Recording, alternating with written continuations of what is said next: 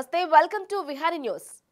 రాష్ట్రాల్లో ఉప ముఖ్యమంత్రులను నియమించడం రాజ్యాంగ విరుద్ధమని దానిని సవాల్ చేస్తూ సుప్రీంకోర్టులో పిటిషన్ దాఖలైంది. ఇందులో భాగంగానే నిన్న పబ్లిక్ పొలిటికల్ పార్టీ దాఖలు చేసిన పిటిషన్ను సుప్రీం ప్రధాన న్యాయమూర్తి డాక్టర్ ధనుంజయ యశ్వంత్ చంద్రచూడ్తో కూడిన ధర్మాసనం విచారణ జరిపింది. ప్రస్తుతం వివిధ రాష్ట్రాల్లో ఉప ముఖ్యమంత్రులను నియమించడాన్ని సవాల్ చేస్తూ సుప్రీంకోర్టులో పిటిషన్ దాఖలవ్వగా విచారణ జరిగింది.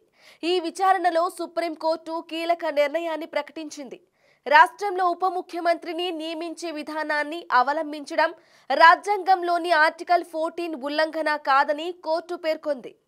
ఇటీవలే రాష్ట్రాల్లో డిప్యూటీ సీఎంల నియామకాన్ని సవాల్ చేస్తూ పబ్లిక్ పొలిటికల్ పార్టీ సుప్రీంకోర్టులో ప్రజా ప్రయోజన వ్యాజ్యం దాఖలు చేసింది.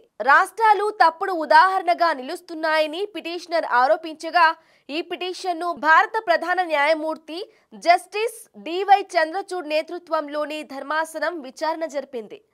సహజంగా డిప్యూటీ సీఎంగా నియమితులైన వ్యక్తి ఎమ్మెల్యే, మంత్రి కాబట్టి ఆ పదవి ఎటువంటి రాజ్యాంగ నిబంధనలకు ఉల్లంఘించదని కోర్టు పేర్కొంది. అలాగే ఎవరైనా డిప్యూటీ సీఎంగా నియమితులైతే వారు కేబినెట్ మంత్రి హోదాలోనే ఉంటారు. ఇది రాజ్యాంగ విరుద్ధమేమీ కాదని సుప్రీం స్పష్టం చేసింది.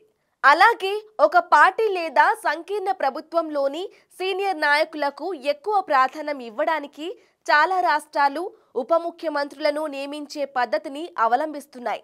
అది కేవలం ఒక పేరు మాత్రమే. డిప్యూటీ సీఎంగా ఎవరినైనా నియమిస్తే వారు కేబినెట్ మంత్రి హోదాలోనే ఉంటారు.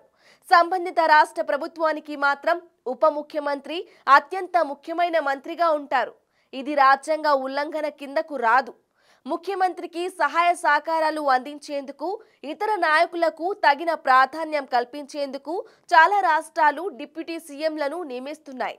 కొన్ని రాష్ట్రాలు ఒకరికంటే ఎక్కువ ఉప ముఖ్యమంత్రులను నియమించుకున్న సందర్భాలు కూడా ఉన్నాయి. అలా నియమించిన ఉప ముఖ్యమంత్రులకు కేబినెట్ మంత్రి హోదాలోనే వేతనం, ఇతర సదుపాయాలు అందిస్తారని కోర్టు తేల్చింది.